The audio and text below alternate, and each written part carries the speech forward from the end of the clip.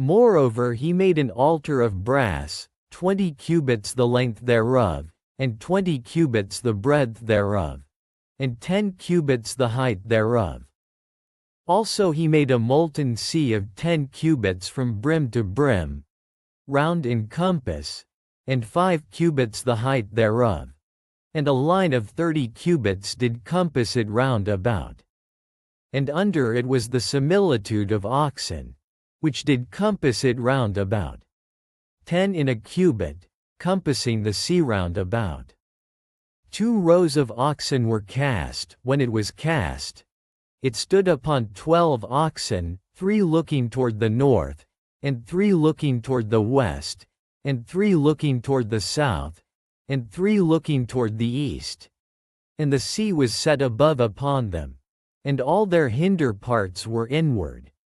And the thickness of it was an handbreadth, and the brim of it like the work of the brim of a cup, with flowers of lilies. And it received and held 3,000 baths. He made also 10 lavers, and put 5 on the right hand, and 5 on the left, to wash in them. Such things as they offered for the burnt offering they washed in them. But the sea was for the priests to wash in. And he made 10 candlesticks of gold according to their form, and set them in the temple, 5 on the right hand, and 5 on the left. He made also 10 tables, and placed them in the temple, 5 on the right side, and 5 on the left. And he made 100 basins of gold. Furthermore he made the court of the priests, and the great court, and doors for the court, and overlaid the doors of them with brass. And he set the sea on the right side of the east end, over against the south. And Huram made the pots, and the shovels, and the basins. And Huram finished the work that he was to make for King Solomon for the house of God, to wit, the 2 pillars, and the pommels, and the chapiters which were on the top of the 2 pillars, and the 2 wreaths to cover the 2 pommels of the chapiters which were on the top of the pillars, and 400 pomegranates on the 2 wreaths. 2 rows of pomegranates on each wreath, to cover the 2 pommels of the chapiters which were upon the pillars.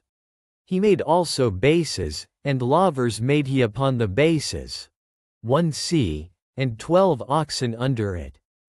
The pots also, and the shovels, and the flesh hooks, and all their instruments, did Huram his father make to King Solomon for the house of the Lord of bright brass. In the plain of Jordan did the king cast them, in the clay ground between Succoth and Zaradatha. Thus Solomon made all these vessels in great abundance. For the weight of the brass could not be found out. And Solomon made all the vessels that were for the house of God, the golden altar also, and the tables whereon the shewbread was set.